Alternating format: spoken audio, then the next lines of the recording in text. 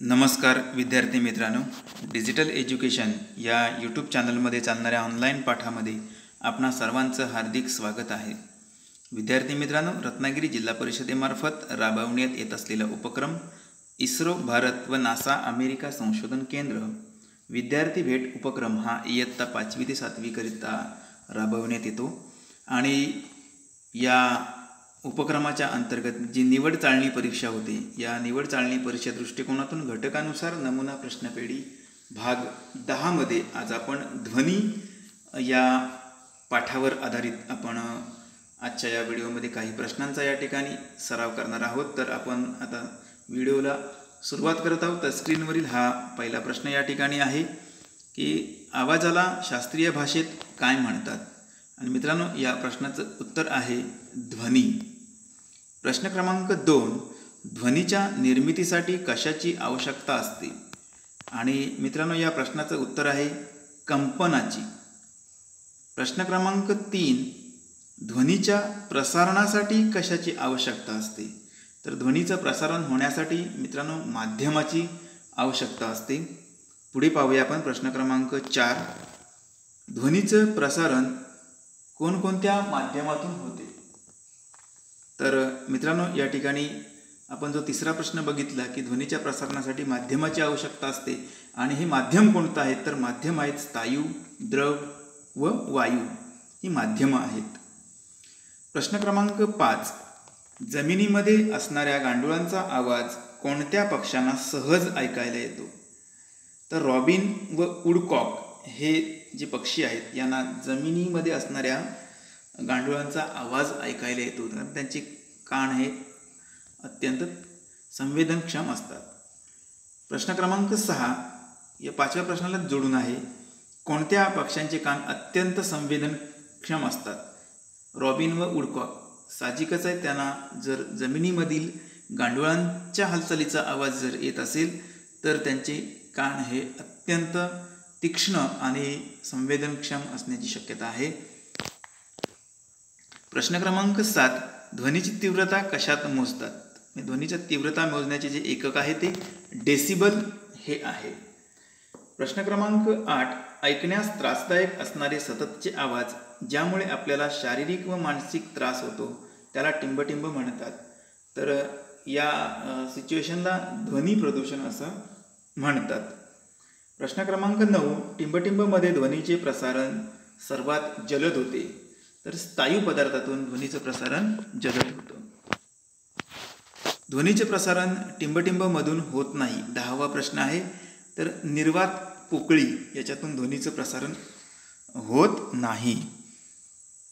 प्रश्न क्रमांक 11, ध्वनी प्रदूषण ही एक टिंबटिंब आहे. तर ध्वनी प्रदूषण ही एक मित्रांनो सामाजिक समस्या आहे. ती आपल्या सर्वांना भेडसावणारी समस्या आहे. म्हणून या समस्येला सामाजिक समस्या असं त्याचं स्वरूप देण्यात त्याला आलेलं आहे. प्रश्न क्रमांक 12, ध्वनी लहरींचा वेग टिंबटिंब माध्यमातून सर्वात कमी असतो.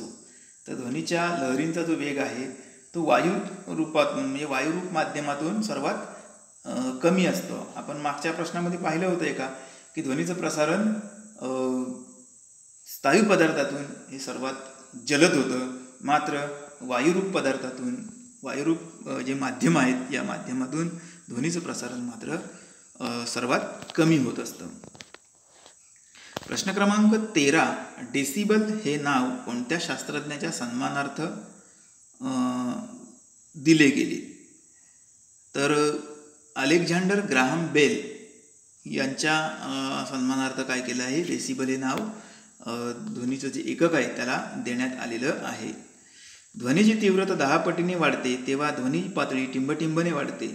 तर 10 dB म्हणजे डेसिबल. प्रश्न क्रमांक 15, किती पातळीच्या ध्वनीने ऐकू येण्याची सुरुवात होते. तर 0 dB किंवा 0 डेसिबल 0 डेसिबल पातळीचा जो ध्वनी आहे त्यापासून आपल्याला ऐकायला येण्यास सुरुवात होते. प्रश्न क्रमांक 16, सर्वसामान्य श्वासोच्छवासाच्या ध्वनीची पातळी किती आहे. तर 10 डेसिबल. प्रश्न क्रमांक 17, 5 मीटर अंतरावरून कुजबुजण्याच्या ध्वनीची पातळी किती आहे. साधारणतः आपण बसलोय तिथून जर 5 मीटर अंतरावरून आपल्याला ऐकायला येणारा जो काही कुजबुज करणारा जो काही ध्वनी आहे तर त्याची तीव्रता ही 30 डेसिबल इतकी असते. प्रश्न क्रमांक 18. सर्वसामान्य दोघातील संवादांच्या ध्वनीची पातळी किती आहे? समजा दोन व्यक्ती एकमेकांशी काही बोलत असतील तर त्यांच्या ध्वनीची जी पातळी आहे, संवाद जे फेकत आहेत ते, तर त्याच्यामधून जी ध्वनीची पातळी आहे ती साधारणतः 60 डेसिबल इतकी असते. प्रश्न क्रमांक 19. व्यस्त असणाऱ्या वाहतुकीच्या ध्वनीची पातळी किती आहे? तर तिची देखील पातळी 60 डेसिबल इतकी असते. सर्वसामान्य कारखान्याच्या ध्वनीची पातळी किती आहे? 70 डेसिबल. कारखान्यांचा जो आवाज आहे याची पातळी 70 डेसिबल इतकी असते. प्रश्न क्रमांक 21. जेट इंजिनाच्या ध्वनीची पातळी किती आहे? तर याची पातळी 130 डेसिबल इतकी पातळी जेट इंजिनाच्या ध्वनीची आहे. पुढचा प्रश्न पाहूया. प्रश्न क्रमांक 22. कानठळ्या बसण्याची सुरुवात होणाऱ्या ध्वनीची पातळी किती आहे?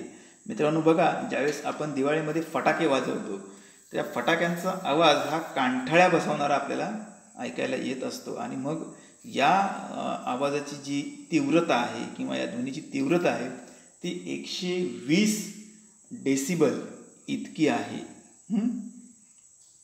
प्रश्न क्रमांक 23. मनुष्यास ऐकू येणाऱ्या ध्वनीची वारंवारता किती असते?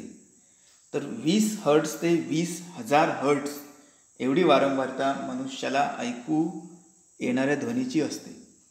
मनुष्यास ऐकू येणाऱ्या ध्वनीची वारंवारता किती असते ते आपण आता पाहिलेलं आहे. त्यानंतर प्रश्न क्रमांक 25 पाहूया. मनुष्य किती वारंवारतेपेक्षा कमी असलेला ध्वनी ऐकू शकत नाही? तर 20 हर्ट्जपेक्षा कमी क्षमतेचा जो ध्वनी आहे वारंवारतेचा तो मनुष्याच्या कानाने त्याला ऐकायला येत नाही. 26वा प्रश्न आहे. 20 हर्ट्ज वारंवारतेपेक्षा कमी असलेल्या ध्वनीला कोणता ध्वनी म्हणतात? की जो ध्वनी मनुष्याला ऐकायला येत नाही तर अशा ध्वनीला अवश्राव्य ध्वनी असं म्हणतात. प्रश्न क्रमांक 27वा आहे मित्रांनो.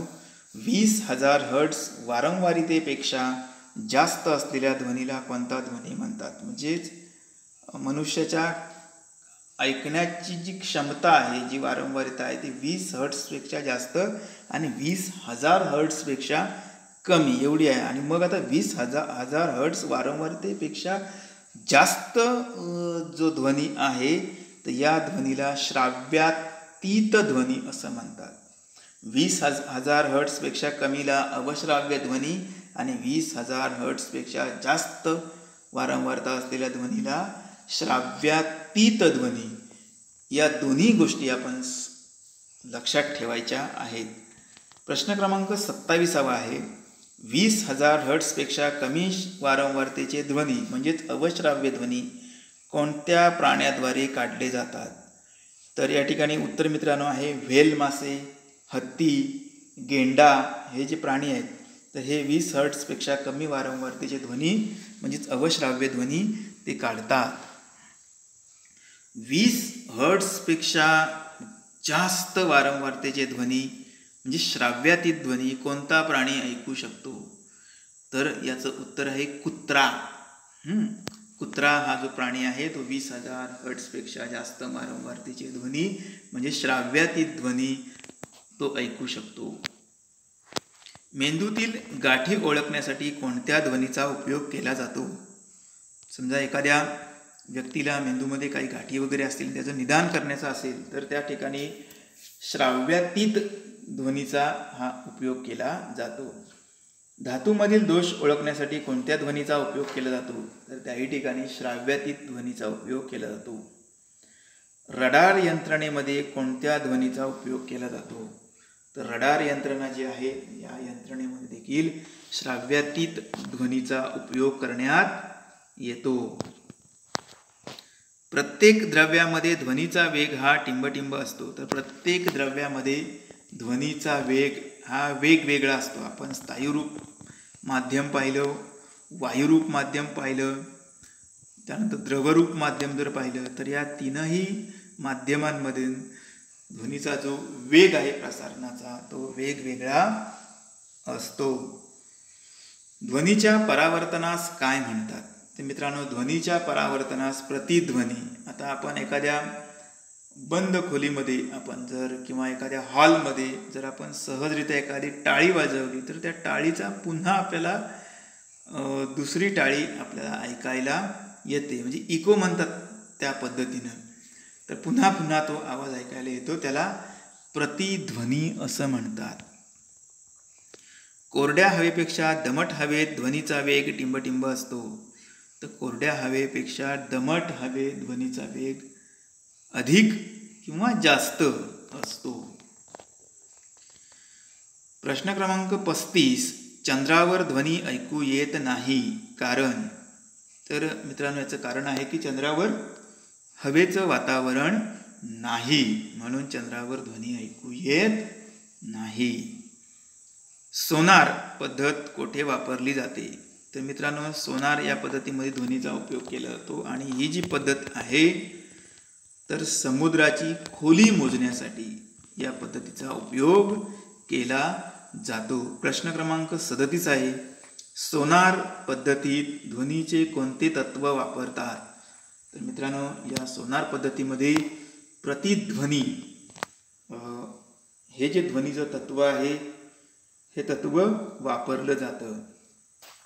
तर मित्रांनो, या ठिकाणी आजच्या या व्हिडिओमध्ये आपण ध्वनी या पाठातील काही महत्त्वाचे आणि आपल्याला या परीक्षेच्या दृष्टिकोनातून अत्यंत आवश्यक असणारे असे काही नमुने दाखल प्रश्न पाहिले.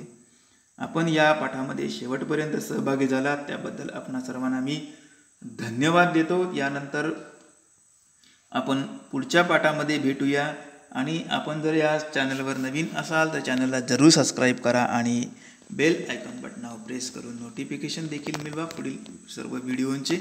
पुन्हा एकदा आपल्याला धन्यवाद देतो आणि आजचा व्हिडिओ या ठिकाणी संपला असं जाहीर करतो. धन्यवाद.